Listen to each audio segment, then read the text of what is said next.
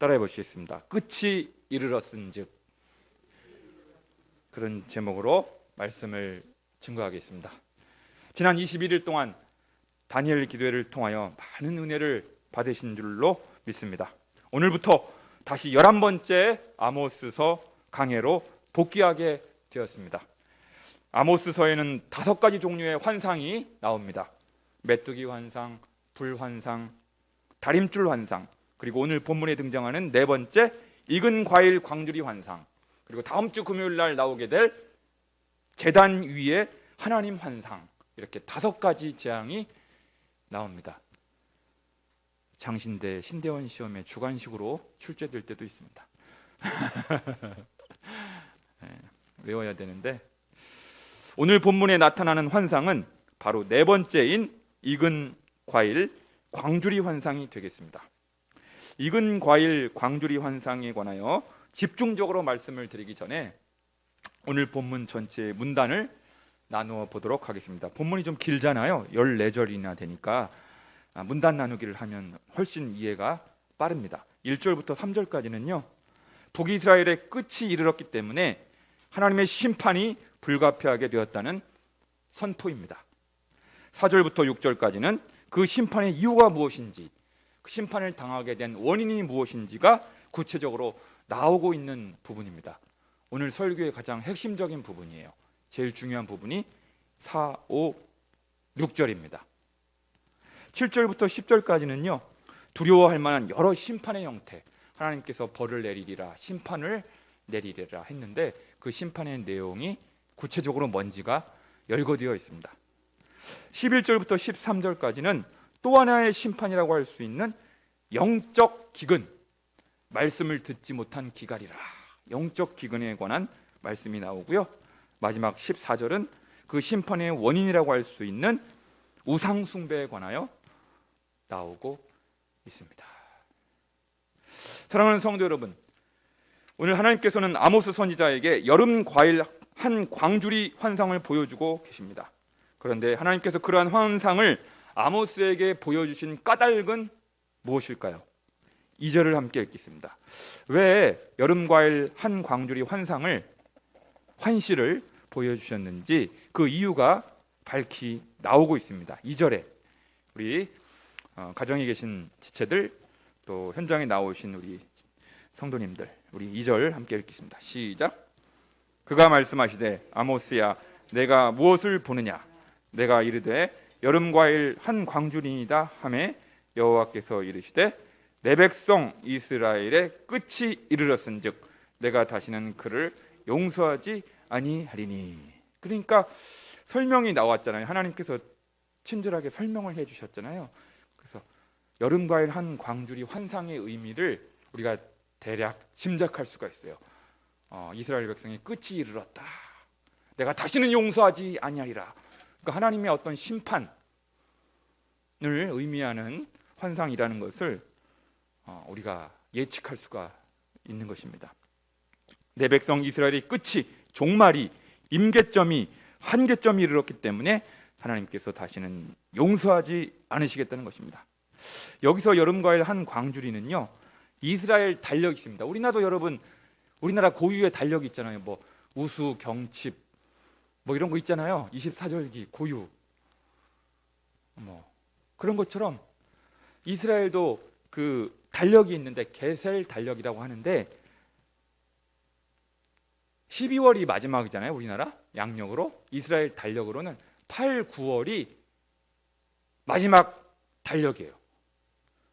1, 2, 3, 4, 5, 6, 7, 8 이렇게 해가지고 8, 9월이 마지막 달력 한 장입니다. 8, 9월이 뭐 하는 달이냐면 농부들에게 있어서 다 익은 여름 열매를 수확하는 달이에요. 마지막 달입니다. 마지막 달. 끝을 의미하는 거예요. 아셨죠? 히브리어로 콰이치라고 하고요, 끝이라고 번역한 히브리어 캐츠, 히브리어는 캐치입니다. 그러니까 발음이 비슷해요. 콰이츠, 여름 과일을 콰이츠, 또 끝을 의미하는 히브리어 단어가 캐치, 비슷하단 말이에요. 이런 걸 가리켜서 언어 유희라고 합니다. 워드 플레이, 언어 유희의 방법을 사용하여서 원문으로는 그렇게 진행이 되고 있습니다. 그러니까 이스라엘의 심판이 임박했다라는 거예요. 이제 끝이 이르렀다. 인내가 임계점에 다다랐다. 더 이상의 인내가, 관용도, 용서가 있을 수가 없다. 심판을 당해야 된다. 사랑하는 성도 여러분, 왜 이스라엘 나라에 이렇게 끝이 이르렀을까요? 더 이상 하나님의 인내, 관용, 용서가 전혀 없는 지경에까지 이르게 된 까닭은 무엇이겠습니까? 여기서부터가 이제 중요하죠. 하나님의 심판을 격발하게 된 이유, 그 원인을 잘 알아야 우리 다 반면교사로 삼고 여러분과 저도 심판당하지 않고 우리 민족이, 우리 한국교회가 심판당하지 않도록 반면교사로 삼으라고 아모스 말씀을 주신 것입니다. 4, 5, 6절, 여러분 4, 5, 6절이 오늘 본문에서 제일 중요해요. 4, 5, 6절 속절 함께 읽겠습니다. 시작.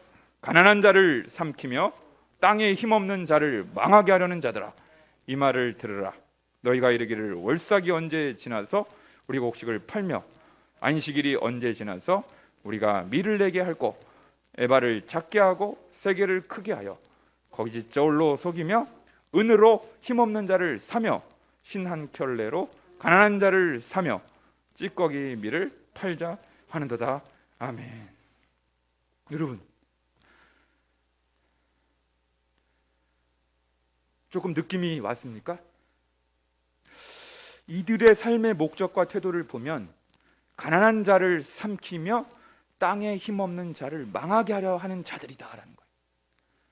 가난한 자들, 땅에 힘없는 자들을 그냥 약간 홀대하는 수준, 괄시하는 수준이 아니라 이 땅에서 완전히 가난한 자들, 땅에 힘없는 자들을 씨를 다 말려버리겠다, 그런 거예요. 삼킨다라는 동사, 망하게 하련다. 가난한 자들, 힘없는 자들 다 죽여버리겠다, 막 없애버리겠다. 어떻게 이렇게 자극적인 데까지 갔을까요? 거기 보니까요, 월삭이 언제 지나서, 5절에 보면 월삭과 안식일은 중요한 종교적인 절기이잖아요. 안식일, 월삭 중요한, 율법적으로 중요한 절기인데 월삭이 언제 지나갈까? 안식일이 언제 지나갈까? 그러니까 뭐냐면, 저를 봐주세요. 월삭이나 안식일 날 영업을 할 수 있어요, 없어요? 종교적으로, 율법적으로 쉬게 돼 있잖아요. 안식하게 돼 있고 쉬게 돼 있으니까 돈을 못 벌잖아요, 사업하는 사람이. 그러니까 빨리 월삭이 언제 지나며 안식일이 언제 지나서 우리가 밀을 팔고 또 곡식을 팔 수 있을까? 그러니까 오로지 무슨 궁리만 하는 거예요? 무슨 궁리만 하는 거예요? 돈 벌고 궁리만 하는 거예요. 오히려 안식일이, 월삭이 거추장스러운 절기인 거예요. 그날은 쉬어야 되니까, 안식해야 되니까, 돈 못 버니까 미치겠는 거예요. 오로지 돈 벌 궁리만 하는 거예요. 예배 시간에 와도 예배를 들어요. 예배를 드리고 말씀을 듣는데 뭔 생각을 하고 있냐면, 오늘 예배 끝나고 누구 만나가지고, 설교 듣고 끝나서 누구 만나가지고 그 사람하고 돈 벌까? 이 말씀이 들어오겠냐고요. 설교 듣고 나서, 예배 끝나고 나서 누구를 만나서, 사업상에 누구를 만나서 벌어야 되는데 지금 그러고 있는 거예요, 이 사람들이. 그리고 사업을 또 정당하게, 정의롭게 하면 또 몰라요. 에바를 작게 합니다. 에바가 뭐예요, 여러분? 에바는 시장에서 기름과 같은 액체를 측정할 때 통용되는 도량용을 지칭하는데요, 1에바는 35리터에 해당됩니다. 그러니까 액체 있죠, 액체, 고체, 기체 중에서 기름과 참기름, 들기름, 이런 게 액체잖아요. 이런 것을 담을 때 사용하는 그 도량용인데 35리터보다 작은 에바를 작게 하는 거예요. 작게 하는 건 뭐예요? 물건을 팔 때 조금만 주려고. 조금만 주려고. 35리터짜리를 33리터만 주면 2리터를 절약할 수 있잖아요. 대박을 작게 하는 거예요. 대박을. 그리고 세계를 크게 한다. 세계를 크게 한다는 거냐? 세계는 뭐냐면요, 세계는 곡물을 사람들로부터 사들일 때 쓰는 저울의 한쪽 접시에 올려놓는 저울추를 가리킵니다. 사람들이 농사를 짓고 곡물을 팔러 오잖아요. 그럼 거기다 돈을 지불하잖아요. 그런데 상인 입장에서 무게를 재는 세계를 좀 크게 해야 많이 받을 수 있잖아요. 많이 받을 수 있단 말이야. 대박을 크게 해서 많이 받고 정량보다 더 많이 가져올 수 있기 때문입니다. 그러니까 뭐예요? 한마디로 팔 때는 조금만 주고, 이해되죠? 팔 때는 조금만 주고 살 때는 많이 가져가려는 꼼수를 부리는 것입니다. 대박을 크게 하거나 작게 해서. 저울을 속여야, 눈금을 속여야, 무게를 속여야 더 많은 풍리를 취할 수 있기 때문입니다. 뿐만 아니라 찌꺼기, 밀, 이건 먹을 수 없는, 식용이 곤란한 그런 밀을 적당히 섞어서 무게가 많이 나가게끔 판매하는 도다. 파는 도다. 이런 일이 많이 있죠. 우리가 명절날, 그죠? 명절 앞두고, 대목 앞두고 외국산 소고기를 국산 한우로 둔갑시켜서 팔고 적발돼가지고 이런 거 많이 뉴스에 나오잖아요. 그런 겁니다. 그런 거. 여러분, 이들의 행위는 여기에 그치지 않습니다. 이들은 탐욕의 눈이 어두워 저울을 속이는 악덕 기업주 정도가 아닙니다. 더욱 잔인한 모습이, 그 정도만 되면 벌금 부과하면 돼요. 이렇게 걸리면 뭐 징역살이는 아니잖아요. 외국산 소고기 한우로 둔갑시켜서 판매하면 벌금 정도 되죠. 징역살이 정도는 아니잖아요. 더욱 잔인한 모습이 나오는데요. 여러분, 가난한 자, 힘없는 자가 돈이 없으니까 빚을 냅니다. 대출을 받는다고요. 그런데 잘 갚을 수가 없단 말이죠. 그러면 채권자가 돈을 갚으라는 압력을 행사하기 시작합니다. 독촉 전화를 하기도 하고, 심한 경우에는 용역을 불러서 위협하기도 하고 그렇게 하죠. 그러니까 돈을 못 갚으니까 은으로 힘없는 자를 사는 거예요. 신 한 켤레, 빚이 신 한 켤레 미투리라고 하는데, 신 한 켤레라고 하는 소액, 뭐 몇십만 원, 몇백만 원 소액 빚을 졌는데 그걸 못 갚는다고 종으로 삼는 것이죠. 노예로 삼는 것이죠. 이해가 되십니까? 그런 상황을 말하는 거예요. 부자들이, 돈 많은 자들이, 부자들이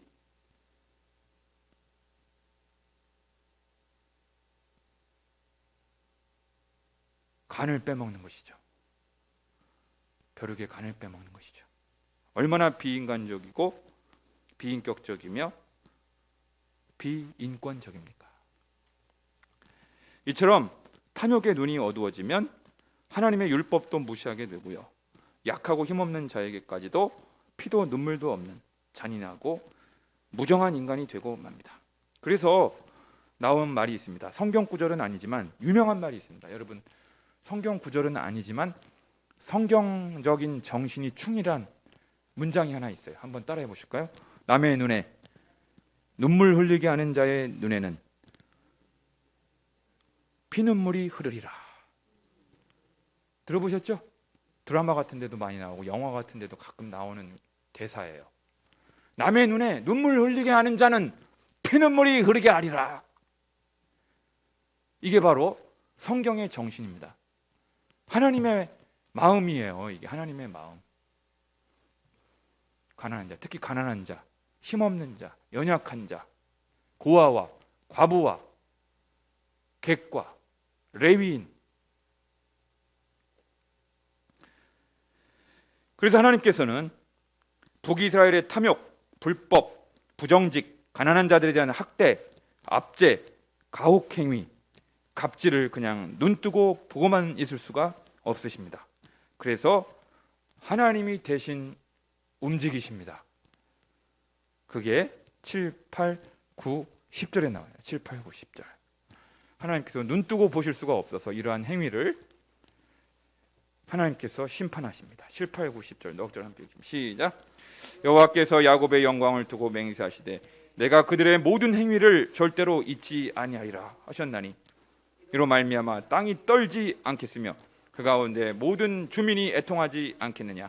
온 땅이 강에 넘침같이 솟아오르며 애국강같이 뛰놀다가 낮아지리라. 주 여호와의 말씀이라. 그날에 내가 해를 대낮에 지게 하여 백주의 땅을 캄캄하게 하며 너희 절기를 애통으로 너희 모든 노래를 애곡으로 변하게 하며 모든 사람에게 굵은 배로 허리를 동이게 하며 모든 머리를 대머리가 되게 하며 독자의 죽음으로 말미암아 애통하게 하듯 하며 결국은 곤고한 날과 같게 하리라. 아멘. 거기 보면요 8절에 땅이 떨지 않겠으면, 땅이 떠는 걸 뭐라고 해요?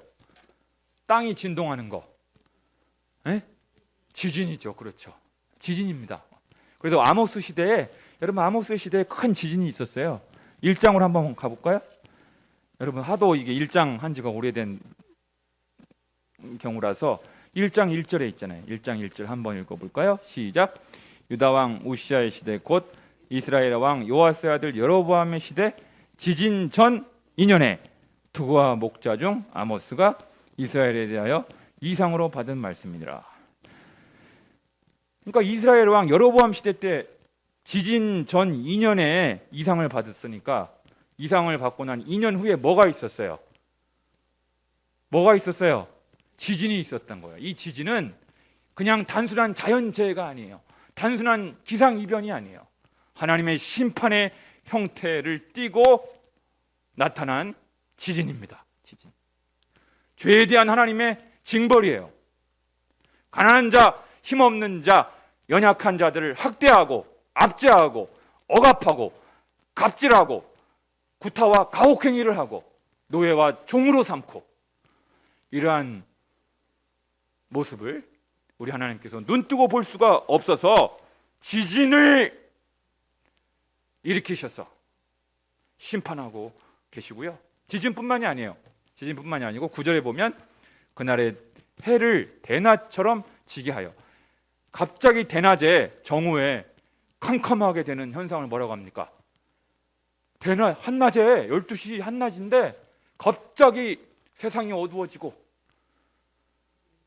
일식이죠. 이제 과학 시간이 나왔습니다. 일식 현상이라고 하죠. 달이 해를 가려서, 그렇죠? 지구와 태양 사이에 달이 이렇게 있잖아요. 근데 달이 태양을 가림으로 말미암아 지구가 어두워지는 그 현상이 일식입니다. 뭐 개기일식 이렇게 배웠잖아요. 학교 다닐 때. 그런 일식 같은 현상이 왜 나타나느냐? 기상이변이 왜 나타나느냐? 자연재해, 지진과 같은 자연재해가 왜 나타나느냐?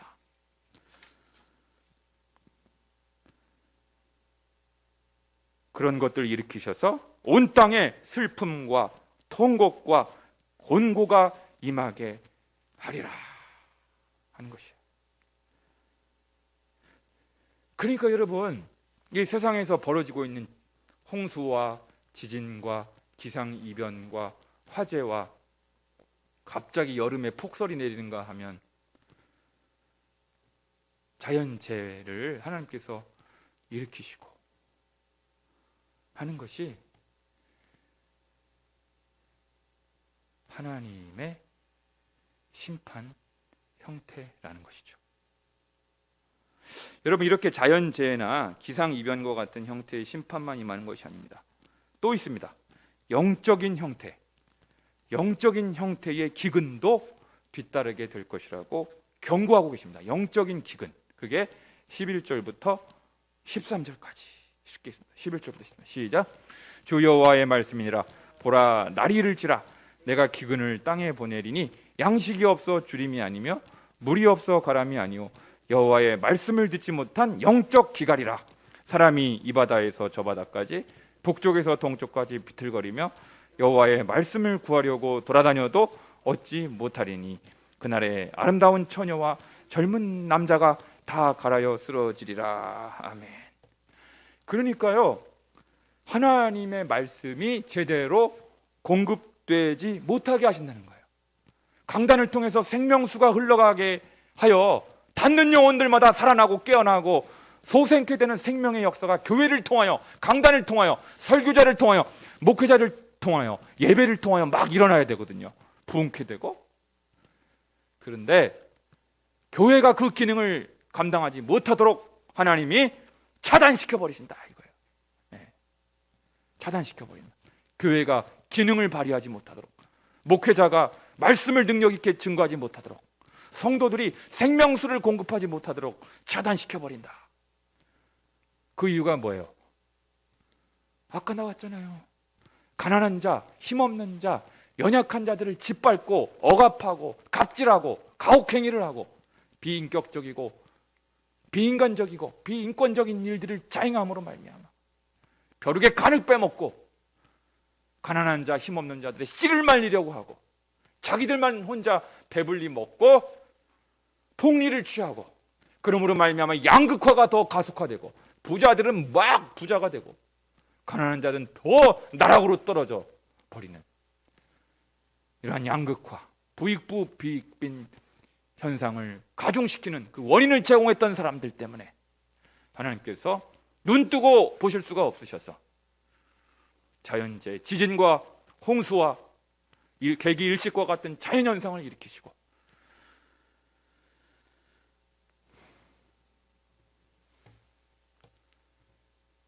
그리고 한국 교회가 제 기능을 발휘하지 못하도록 막아버리겠다.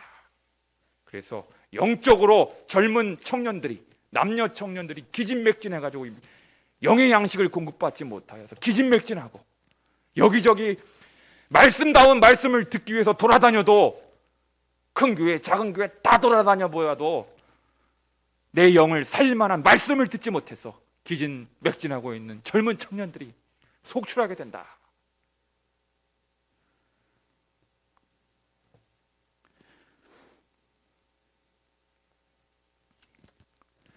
그러니까 결국 하나님의 관심은 뭐예요, 여러분? 하나님의 관심은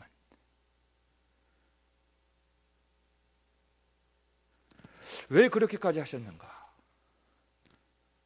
마지막 14절에 나옵니다. 마지막 14절에 시작.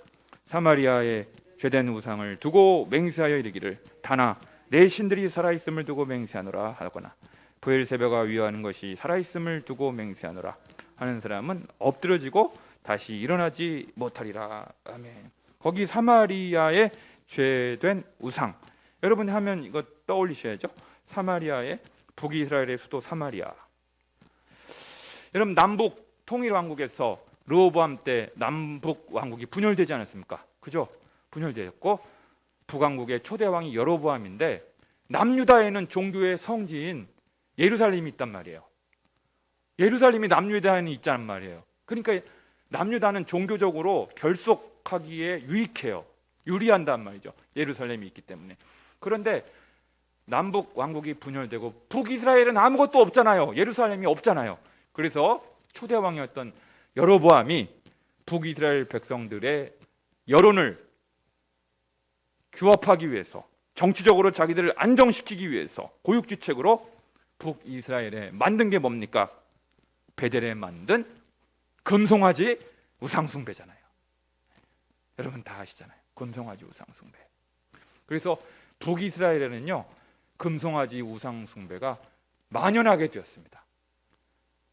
우리 하나님이 제일 싫어하는 것이 우상숭배인데, 그래서 북이스라엘에는 타락한 왕들이 그렇게 많이 나왔잖아요. 그래도 남유다에는 히스기야, 요시야, 또 여호사밧과 같은 경건한 왕들이 몇 명은 있었어요. 그래도 몇 명 있었어요. 괜찮은 왕들. 아사왕. 그런데요, 북이스라엘의 왕들은 전부 다 처음부터 금송아지 우상 숭배로 시작됐기 때문에 전부 다 악한 왕들, 불경건한 왕들, 하나님을 대적하는 왕들만 나왔잖아요. 첫 단추를 잘못 껴서 그래요. 그런데 그 우상 숭배가 어떻게 확산이 되었냐면 북이스라엘의 최남단이 브엘세바예요. 여러분, 자, 상상해 보세요. 우리나라 최남단이 한라산, 최북단이 백두산이죠? 그렇잖아요. 우리나라는, 한반도는. 그런데 이스라엘은 최남단이 브엘세바, 최북단이 단입니다. 단. 그래서 단에서 브엘세바까지, 끝에서 처음까지. 북이스라엘 전역이 금송아지 우상 숭배 죄악에 전염되고 만연되고 말았다는 것입니다. 사랑하는 열린광성의 지체 여러분, 오늘 우리는 2년 넘게 코로나 재앙의 시대를 살고 있습니다. 위드 코로나 정부 시책이 발표되기는 했지만 회복의 소식, 희망의 소식보다는 오히려 확진자가 3,000명, 4,000명으로 더 많아지고 있습니다. 끝이 보이지 않습니다. 언제 평범한 일상으로 돌아갈 수 있을지 점점 더 요원한 상태입니다. 비상계획이 아마 발동될 것 같아. 위드 코로나 지금 했지만 중단선언 나올 것 같아요.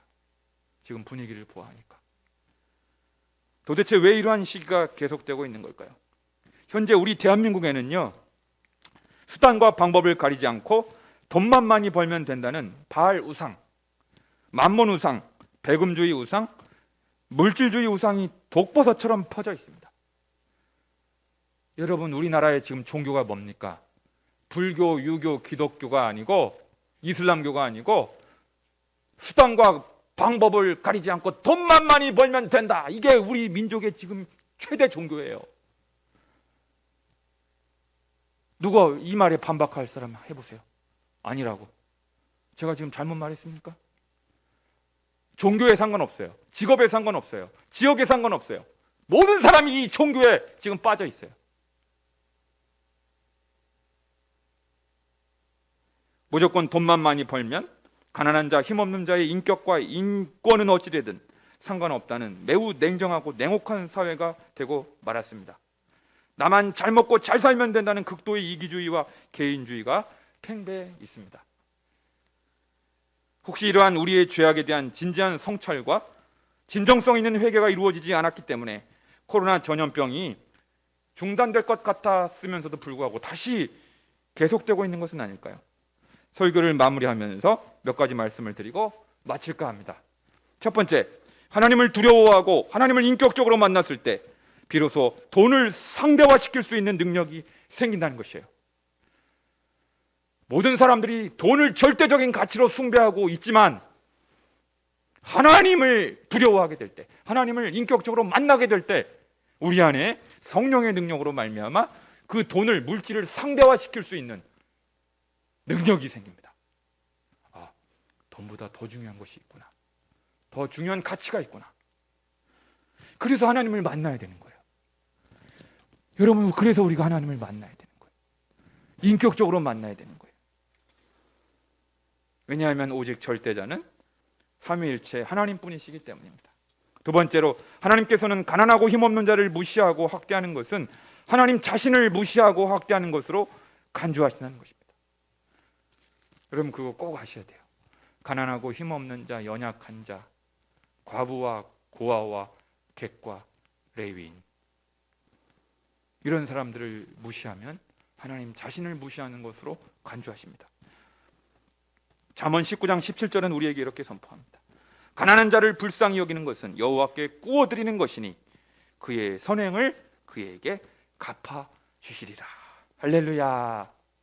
가난한 자들 선대하면, 힘없는 자를 선대하면 그 선행을 기억해서 내가 대신 갚아주겠다.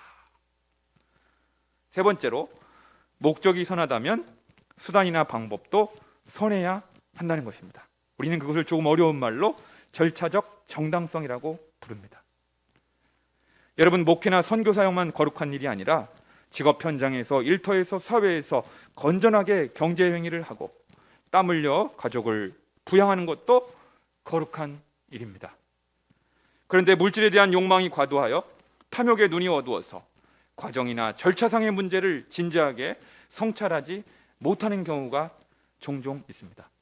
예수님은 요한복음 14장 6절을 통해 이렇게 말씀하십니다. 따라해 보실까요? 내가 곧 길이요. 내가 곧 길이요. 여러분, 여기서 길이란 말은 방법이나 방식을 뜻하는 말이기도 합니다. 학생이든 직장인이든 가정주부이든 목회자나 선교사이든 직업이나 소명 자체가 우리를 절대 거룩하게 해주지 못합니다. 가령 불건전한 방법으로 목회를 하는 자도 있을 수 있으며 매우 건전하게 직장 생활을 하는 평범한 회사원도 있는 것입니다.